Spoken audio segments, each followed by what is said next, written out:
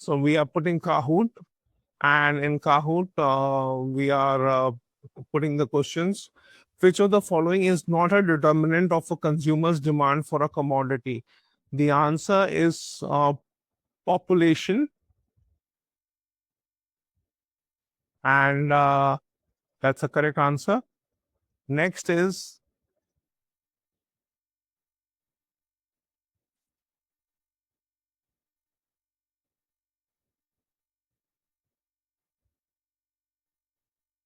small this.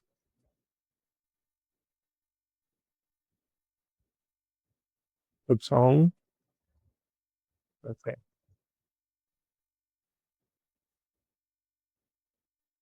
Okay. So we have the quiz. If a consumer income declines, then the demand for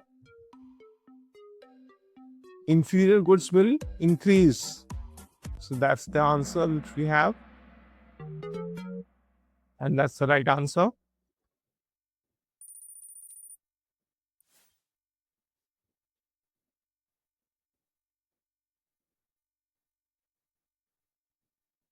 Next, true and false. Bread and butter are substitutes. The answers are no. That's false. So we move to the next question.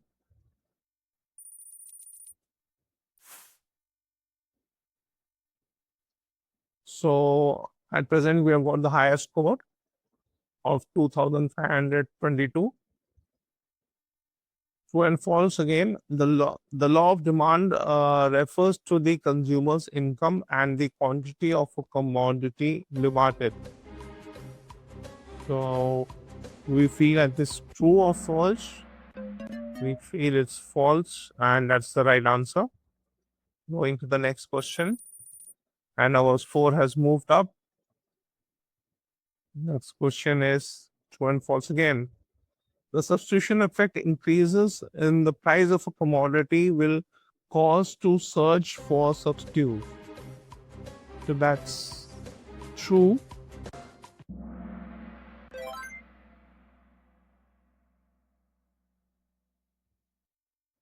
That's next.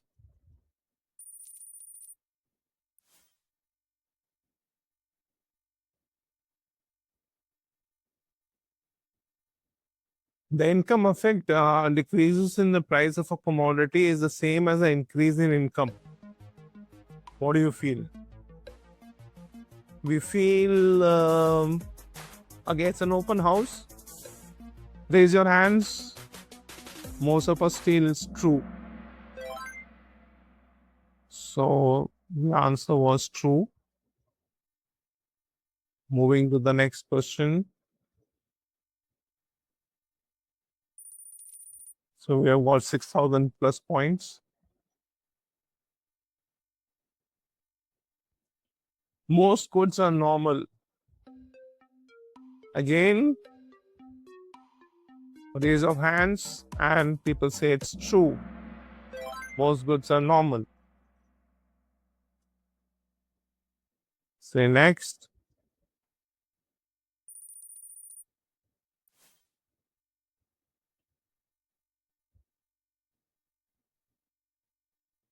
True and false. A shift in demand is referred to as a change in quantity demanded. A shift in demand is referred to as a change in quantity demanded. Well, that's a law of demand. So we will say true. Oh. Bad luck. Students, on the good performance this time. Better luck next time. Good effort. So next one.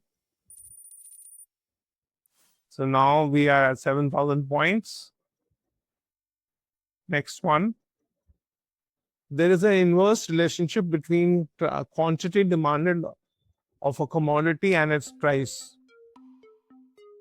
Well, that's true. That's correct. That's next.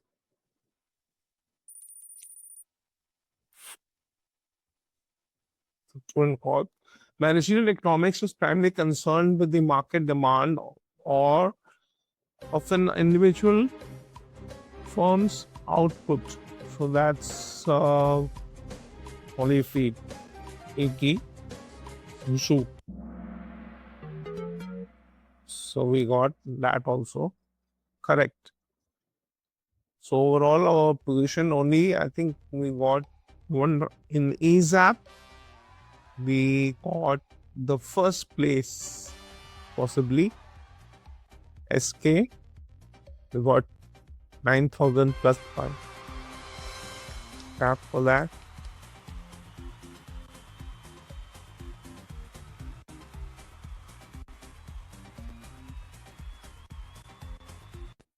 Okay. So we'll start sharing the screen again.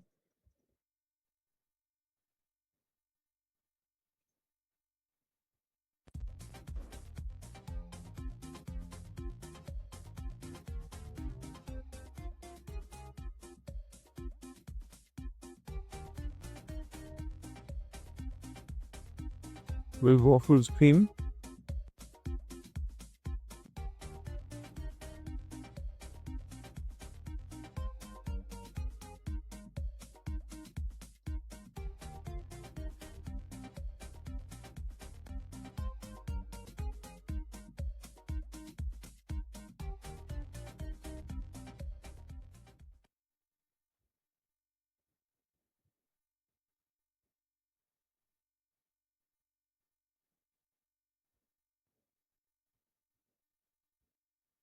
Okay.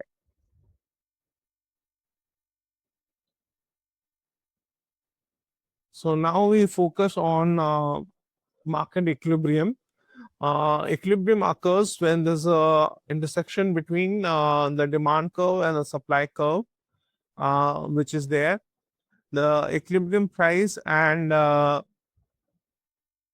equilibrium quantity. So there is neither a surplus or a shortage.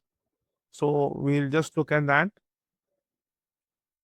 So why there's a need? The need is efficient allocation because we need productive efficiency. We need producing goods in the least costly way, using the best technology, using the right mix of resources, allocating efficiency, producing the right mix of goods, the combination of goods most highly valued by the society.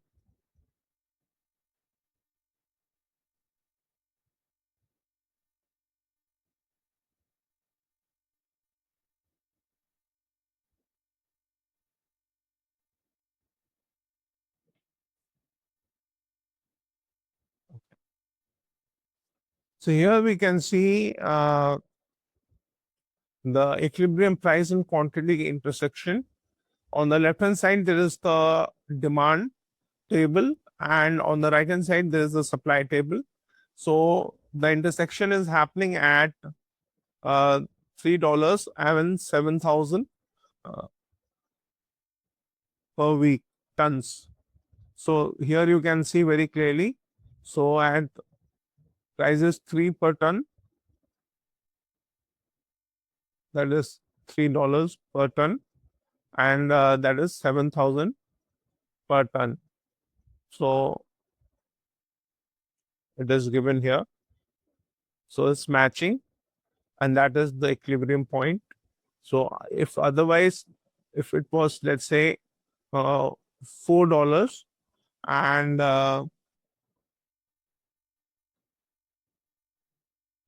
the quantity demanded was $4 was the uh, price, and the